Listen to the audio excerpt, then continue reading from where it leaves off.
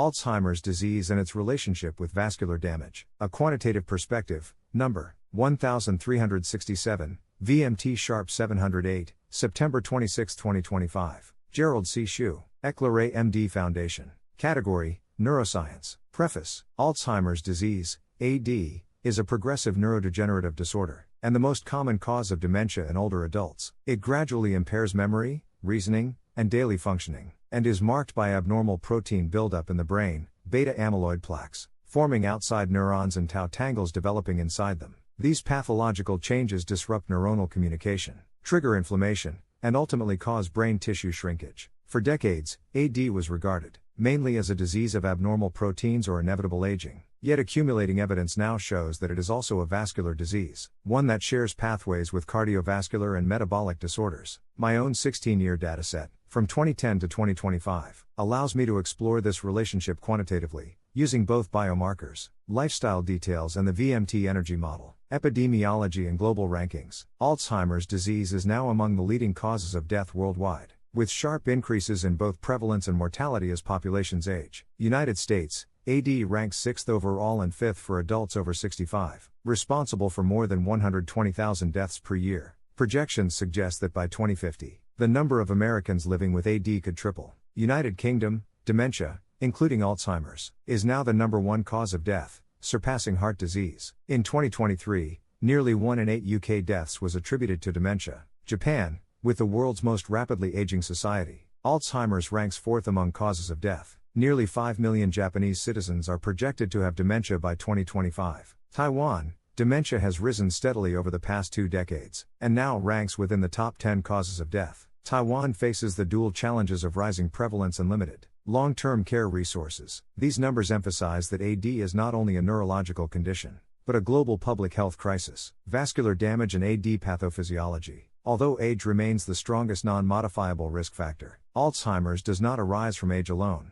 Vascular damage is increasingly recognized as a central contributor to both onset and progression. Patients frequently show overlapping pathology, with AD protein deposits combined with microvascular damage, often termed mixed dementia. Several vascular mechanisms accelerate Alzheimer's pathology. Reduced cerebral perfusion deprives neurons of oxygen and nutrients. Blood-brain barrier breakdown allows harmful molecules and inflammatory signals to enter brain tissue. Impaired amyloid clearance occurs when vessels lose the ability to remove beta-amyloid. Shared risk factors, hypertension, diabetes, obesity, and high pulse pressure, damage vessels while simultaneously raising Alzheimer's risk. Thus, vascular injury is not simply a coexisting condition, but a major accelerator of AD progression. 5 key modifiable risk factors. Since 2010, I have collected and processed more than 4 million personal data points. From these, I selected 5 measurable biomarkers and lifestyle factors that together shape both vascular and brain health. 1.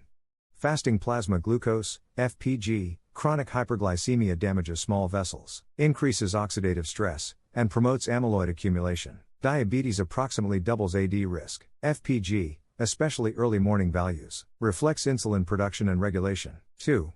Pulse pressure, PP equals SBP minus DBP, a marker of arterial stiffness and vascular aging. High PP reduces cerebral circulation and worsens microvascular injury. 3. Sleep duration and quality. Deep sleep is critical for clearing beta-amyloid. Chronic sleep deprivation or fragmentation accelerates amyloid buildup and cognitive decline. 4. Cardiovascular disease, CVD, risk, hypertension, atherosclerosis, and vascular calcification impair cerebral blood flow and increase neuroinflammation. 5. Visceral fat percentage, VF%, central obesity, for example, waistline, drives systemic inflammation and insulin resistance, elevating dementia risk. To integrate these factors, I developed the following equation. For an Alzheimer's disease risk index, the AD index equals 100 times the sum of FPG divided by 90, multiplied by 0.30 plus PP divided by 40, multiplied by 0.25 plus sleep divided by 1.0, multiplied by 0.15 plus CVD, divided by 0.6, multiplied by 0.15. To this result, you add the quantity of VF% divided by 13, multiplied by 0.15. 5 normalization values. FPG is 90 mg per deciliter. PP is 40 mm of mercury. Sleep is 1.0. CVD is 0.6. VF% is 13%. My AD risk results. from 2010 to 2025. Overall trend. My AD index fell from 155.9 in 2010 to 90.7 in 2025, a 42% reduction. The average strain rate was 4.08 per year, confirming steady improvement. Minor rebounds appeared in 2017, 2019, 2022, and 2023, but they were small and temporary. Correlations with AD index. FPG, glucose, 220, 87, correlation 0.99. The strongest driver of improvement. CVD risk, 0.99, 0.40, correlation 0.98. Vascular health improved sharply. Sleep, 1.07, 0.45, correlation 0.95.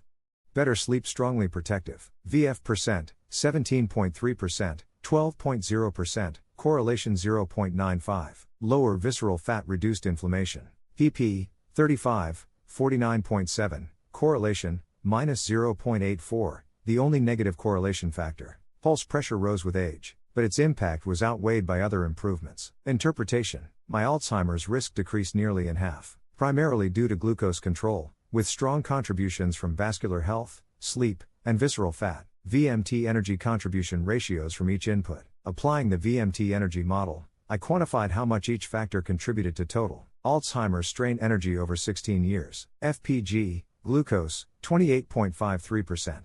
Diabetic insulin conditions is the dominant contributor. CVD risk, 21.60%. Vascular disease is the second major driver. VF percent, 18.59%. Inflammation and insulin resistance from central obesity. pp. 16.20%. Arterial stiffness from aging. Sleep, 15.08%. The smallest share, but critical for amyloid clearance. Cumulative risk energy. By 2012, I had already accumulated approximately 30% of my lifetime Alzheimer's risk energy. By 2013, nearly approximately 69% was established. By 2014, more than approximately 88% had accumulated. After 2015, the pace slowed sharply. My strict lifestyle discipline prevented further major risk buildup, though early damage remained irreversible. Personal perspective. Over the past 35 years, I have experienced nearly every major chronic disease: obesity, type 2 diabetes, hypertension, dyslipidemia, cardiovascular disease, chronic kidney disease, neuropathy, including foot ulcer, retinopathy, and most recently stroke. 2 mortality conditions, cancer and dementia, I have not yet developed. This reality motivates me to focus my preventive research on these 2 domains. I approach AD and cancer not from the standpoint of drug therapy, but through primary biomarkers and key lifestyle management. By quantifying AD risk, I aim to identify early warning signals and prevent irreversible damage before it occurs. My AD case study demonstrates that even with multiple comorbidities, disciplined lifestyle control can reduce my AD risk, strain, and stabilize long-term health trajectories. Conclusion. Alzheimer's disease is not simply the result of protein abnormalities or the passage of age. It is equally a vascular disease, shaped by the health of the blood vessels that sustain the brain. When vessels deteriorate, amyloid accumulates faster, clearance mechanisms weaken, and brain resilience is lost. My 16-year viscoplastic energy analysis shows that 5 measurable factors: glucose, cardiovascular risk, visceral fat, pulse pressure, and sleep,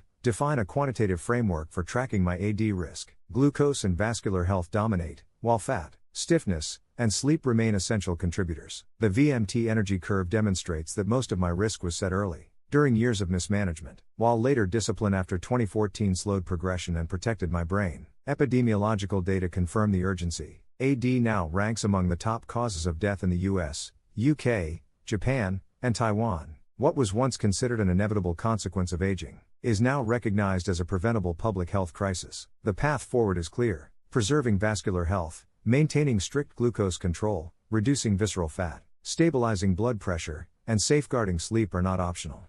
They are central strategies to delay or prevent Alzheimer's disease. My data-driven longitudinal AD case study shows that while past mistakes cannot be undone, future decline can be slowed and contained. Alzheimer's is not only a neurological condition, it is the lifelong consequence of vascular and metabolic stress, and it can be fought most effectively through prevention. Disclaimer: this content is for educational reference only and not medical advice. No doctor-patient relationship is created. You may share this study freely, but it must not be edited or republished as your own. All intellectual property rights and copyrights for this article and its related materials belong to the author, Gerald C. Hsu.